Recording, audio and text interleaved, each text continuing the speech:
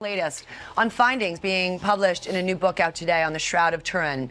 That's the linen cloth believed to bear Jesus' imprint as he was being prepared for burial. And now there's new research that may disprove the claim of people who've said it's an elaborate fake. Imagine being an Orthodox Jewish photographer sent to expose the Shroud of Turin as a fraud. For 46 years, Barrie Schwortz searched for one mistake, one brushstroke, one lie. He expected a painting. Instead, he found an image that behaves like a photographic negative. But how does a medieval cloth act like modern technology? And what happens when one tiny molecule refuses to cooperate? This is where belief meets evidence, and everything starts to break. The reluctant witness. That question pulls us deeper into the life of Barrie Schwortz, a man who never set out to defend faith, but to test it under the brightest lights science could offer. He wasn't a theologian, he wasn't chasing miracles, he was a professional photographer with a background rooted in precision, trained to capture what is there, not what people hope to see. And here's the twist. His greatest advantage was the one thing no one expected. Barrie was an Orthodox Jew. That mattered more than it sounds, because when you walk into a room filled with one of Christianity's most debated relics, belief can quietly shape what you see. But for him, that belief system wasn't there. He had no reason to protect it, no reason to defend it, and definitely no reason to believe in it. His background acted like a shield, blocking bias before it even had a chance to enter. So when he was invited to join the Shroud of Turin research project in 1978, it wasn't because he believed, it was because he didn't. The mission was simple on paper: travel to Turin, study the Shroud of Turin, prove or disprove its authenticity using modern science. But in reality, this was not just another research trip. This was a high-stakes investigation into an object that had survived centuries of debate, doubt, and devotion. And Barrie walked in, expecting to catch it in a lie. Think about that for a second. If you were handed a relic that millions believe is sacred, would you go in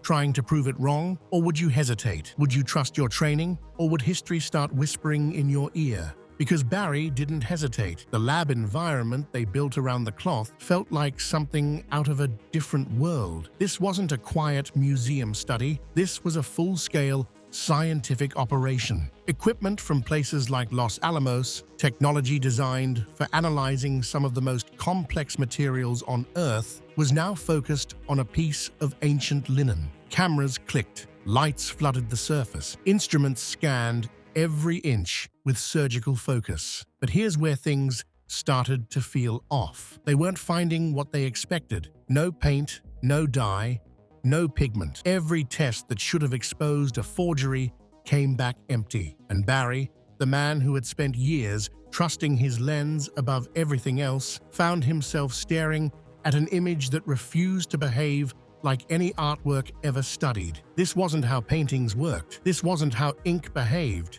This wasn't even how known historical techniques could explain it. So what exactly were they looking at? The image on the cloth wasn't sitting on top like paint. It was embedded into the fibers in a way that didn't match any known method. It had no visible brush strokes, no layering, no corrections, almost like it appeared all at once. And the more they looked, the stranger it became. Because Barrie wasn't alone in this realization. The entire team, made up of scientists, chemists, physicists, and imaging experts, started reaching the same uncomfortable conclusion. They couldn't explain it. Now pause for a moment and think about that. A group of trained experts, using some of the best tools available at the time, standing in front of an object they were supposed to decode, and instead they're running into silence. Have you ever been so sure something was fake that the truth started to feel like a problem? Because that's exactly where Barrie found himself. He didn't suddenly switch sides. He didn't walk out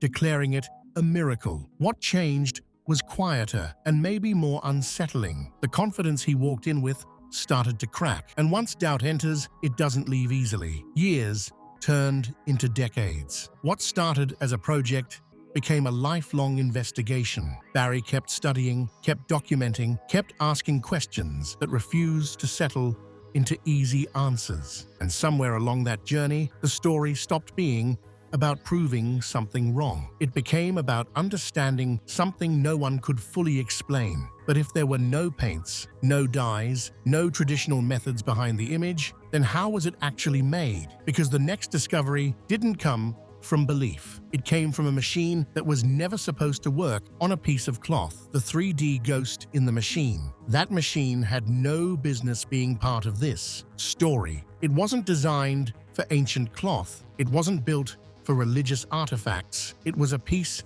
of space-age technology, the kind you'd expect to see analyzing satellite images, not a centuries-old linen in a quiet room in Turin. And yet, this is where everything took a turn. Most images are flat. This one refused to stay that way. The device was called the VP8 Image Analyzer. At the time, it was cutting edge. Feed it a normal photograph, and it would try to convert light and dark areas into height information. But there was a problem. Regular photos don't carry real depth. So when you run them through the machine, the output looks warped, distorted, almost useless. That was the expectation. So when the team placed an image of the Shroud of Turin into the analyzer, they expected the same kind of nonsense result. But what came out didn't look like nonsense.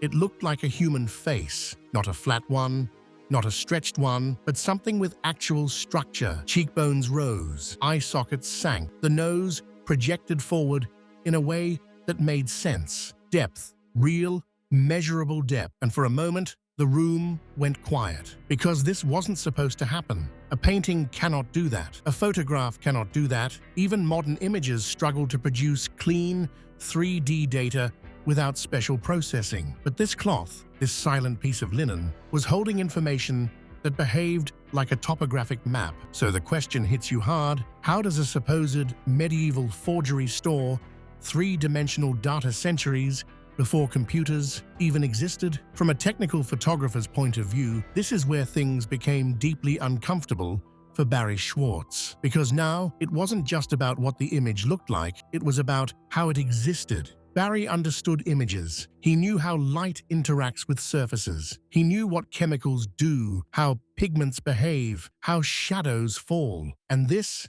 didn't follow any of those rules. The image wasn't sitting deep in the cloth. It didn't soak through. It didn't bleed. It was sitting on the very top layer, almost like it barely touched the fabric at all. This is what scientists called superficiality. The discoloration affected only the outermost fibers of the flax threads, not even the full thread, just the surface of individual fibrils. Imagine coloring only the skin of a thread without touching what's underneath. That level of precision is not just rare, it's practically impossible with known artistic methods. No brush can do that. No dye behaves like that. No heat application produces that kind of controlled effect without leaving damage. And still, there it was. Now here's where the story slows down, because real doubt doesn't explode overnight. It creeps in. For the next several years, almost 17 of them, Barrie stayed cautious. He kept his skepticism close. He assumed there had to be a catch, some hidden trick, some details were missing, because if this was real, then everything he expected to find was gone. And that's a hard place to stand.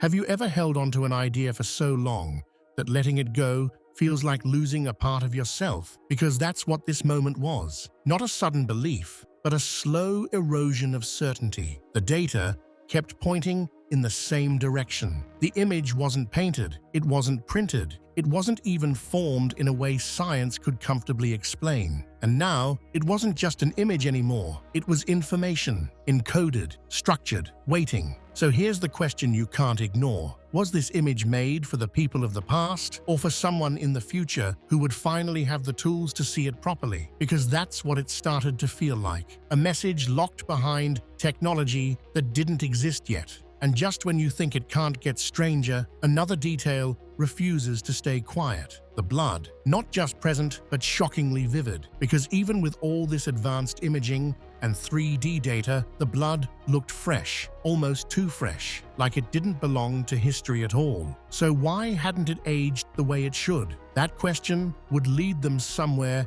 even more unsettling. The molecule that broke him, that question dragged the investigation out of imaging and straight into chemistry, into a place where opinions don't matter and molecules quietly tell the truth. Because the deeper they looked at the stains on the Shroud of Turin, the more one detail refused to behave. Every forensic expert knows this rule. Blood darkens with time. So why was this one still screaming red? At first glance, it didn't make sense. Ancient blood should turn brown, even black, as iron oxidizes. That is basic science. That is predictable. But this looked fresh. Not wet, not new, but vivid in a way that felt completely out of place for something centuries old. And this is where the conversation that changed everything began. Enter Alan Adler, a chemist who approached the problem like a forensic puzzle, not a religious one. He wasn't there to defend belief. He was there to test reactions, break compounds down, and follow the chemistry wherever it led. And what he found was not simple blood. It was blood carrying a story. When Adler analyzed the stains, he identified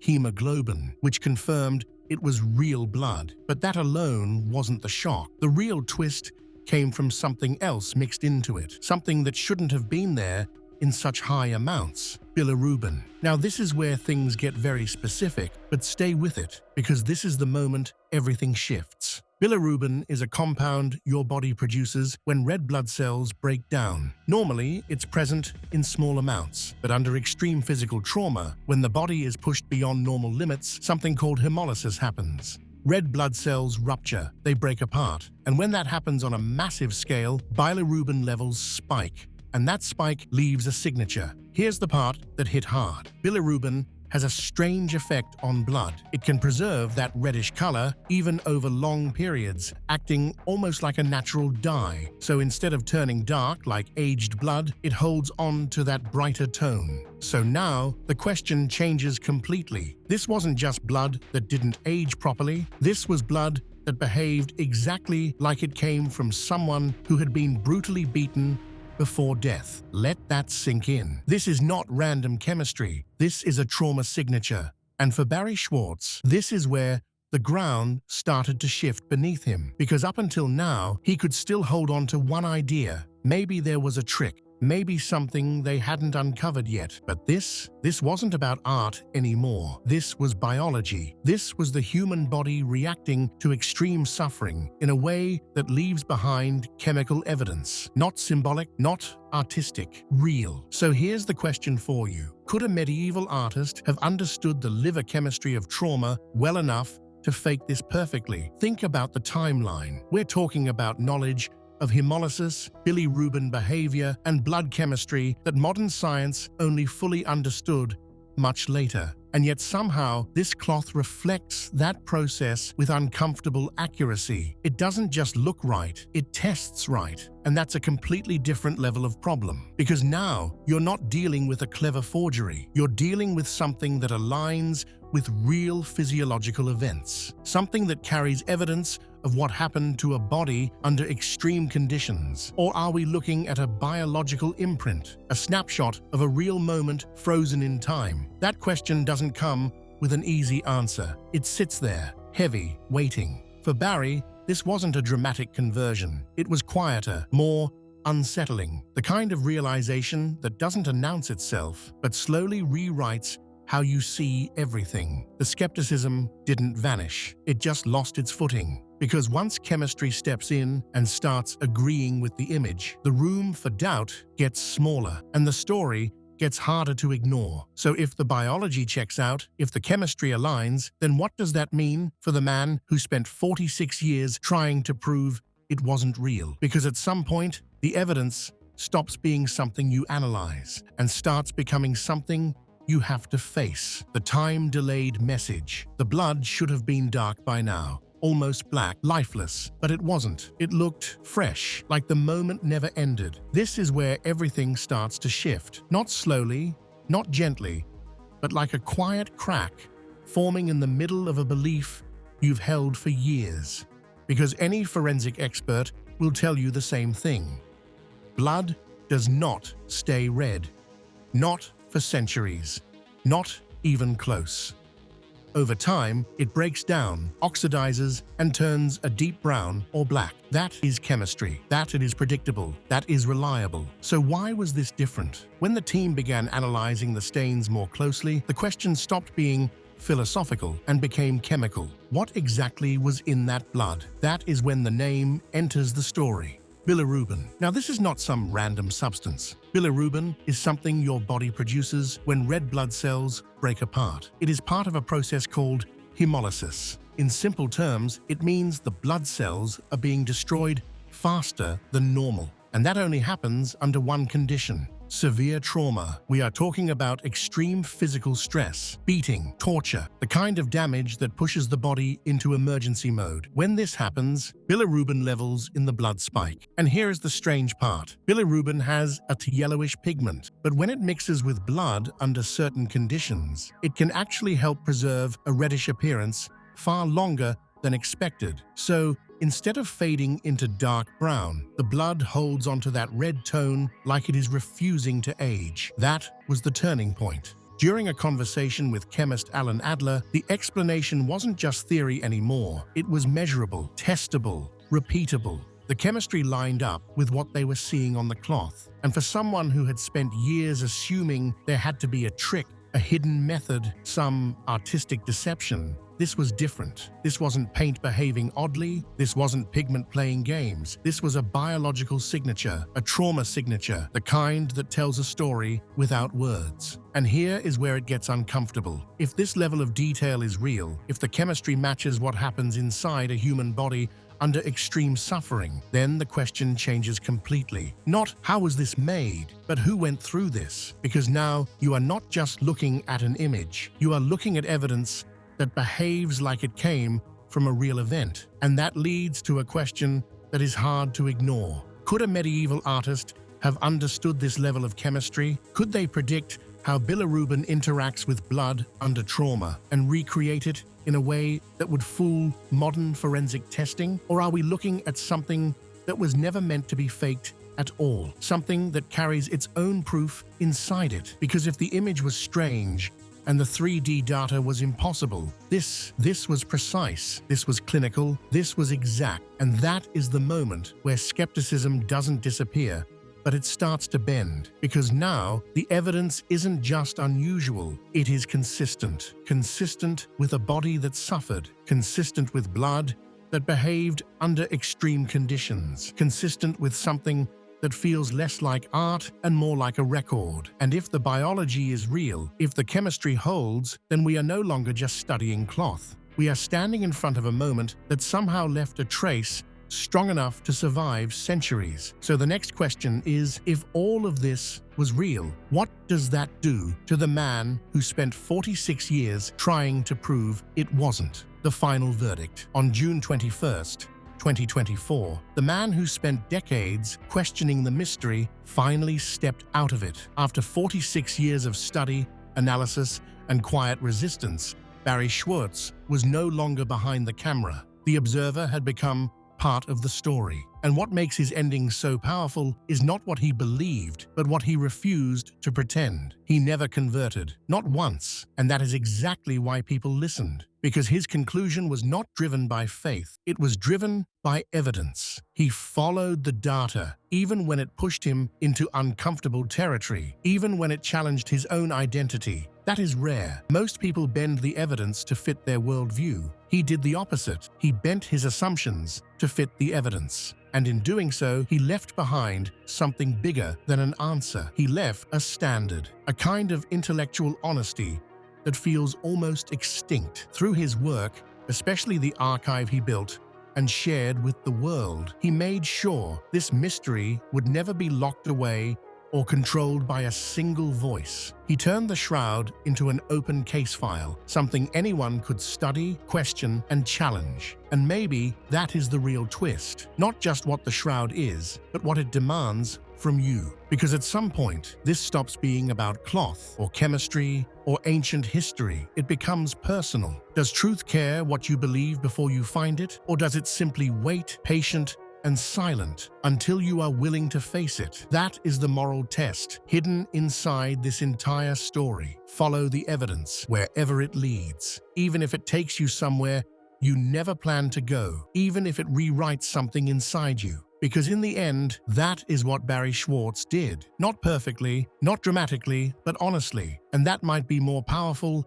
than any conclusion. So ask yourself this: are you willing to follow one molecule all the way to the truth? Because his 46-year journey is over, but yours is just beginning. Shroud of Turin Mystery, Barrie Schwortz documentary, hidden history revealed, scientific evidence, Shroud, unsolved ancient mysteries, truth versus belief, forensic analysis mystery. The mirror is no longer in a lab, it's in your hands. Barrie Schwortz spent 46 years chasing truth through a lens, and now it's your turn. When you look at the shroud, what do you really see? Science or something more? Tell us below, subscribe, and let's keep digging.